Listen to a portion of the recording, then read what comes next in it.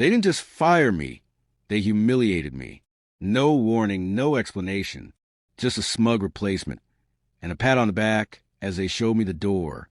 But I didn't get mad. I got quiet. I got smart. And then I got even. What they didn't know, I still had access, and I knew everything they wanted buried. If you've ever been treated like you're disposable, like your hard work meant nothing, then this story will hit you deep. Hit that like button, subscribe, and buckle in, because this is a tale of one man's silent revenge that brought a whole company to its knees.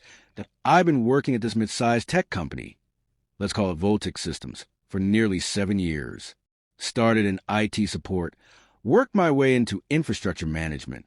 I wasn't flashy, but I was loyal, reliable. I handled everything from server migrations to patching legacy systems no one else could touch. The company depended on me more than they realized. But you know what they say, when things run smoothly, people stop noticing the hands keeping the machine alive. Enter our new CTO, Kyle. Early 30s, all swagger and buzzwords. Didn't know jack about the legacy systems we were running, but he came with a resume full of startups and a whole lot of vision. And from day one, I could tell, Kyle had it out for me to AT first. It was subtle. Meetings I was left out of. Projects reassigned. He started bringing in his people. Consultants who talked a big game but didn't know the difference between a terminal and a toaster. Then came the kicker. On a random Thursday, Kyle calls me into HR. No warning, no write-up history, just a cold, clinical. Your services are no longer required. We're restructuring. I sat there, stunned. After 7 years? I asked. He didn't even flinch. You'll get a standard severance. IT will escort you out. And just like that, I was replaced by some smooth-talking guy who probably learned system admin on YouTube. But here's the thing. In their rush to toss me out, they made one mistake. They never revoked my admin credentials. That I should have reported it. Should have walked away clean. But every time I thought about Kyle's smug face, about how disposable they made me feel, I couldn't let it go. So I logged in, not to cause chaos, not yet.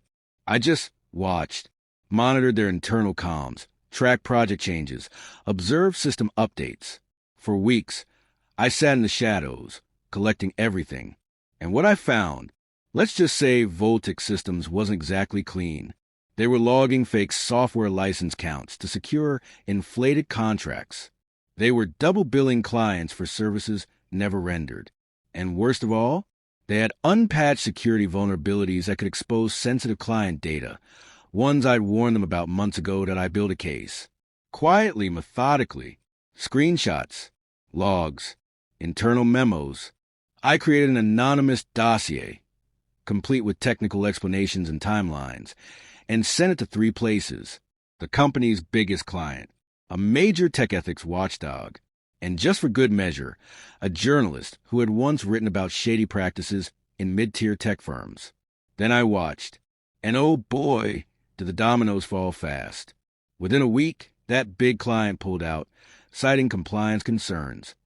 2 weeks later, the watchdog published a damning report on Voltix's internal negligence and deliberate fraud. By the end of the month, the journalist ran a full feature, complete with redacted emails and damning IT records.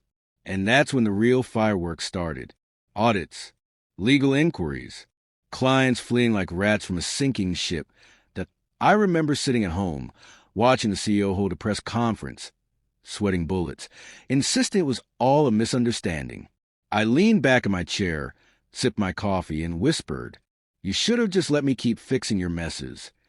I didn't feel rage anymore, just cold, quiet satisfaction. For years, I'd been invisible backbone, the guy who made their world run. They thought I was expendable. Now they knew the truth. I was the only reason they'd lasted this long. That a few weeks later, I got word Kyle was fired. Not asked to resign, fired. Publicly. The board had to clean house to salvage what little reputation they had left. The company's valuation plummeted. Staff layoffs hit hard. And guess who ended up buying most of their server assets in a liquidation auction? Yep, me. Turns out, a couple of former clients were more than happy to fund my new venture. one that promised transparency, security, and actual tech competence. I named it Phoenix Systems because it rose from the ashes of their failure. Revenge doesn't always have to be loud. Sometimes the most satisfying justice is quiet, strategic, precise. They built their empire on arrogance and lies. I took it down with nothing but truth and patience. If the story gave you chills, hit that like button and drop a comment below. What would you have done if you were in my shoes? And don't forget to subscribe, because we got more epic tales of karma, justice, and sweet, sweet payback coming your way.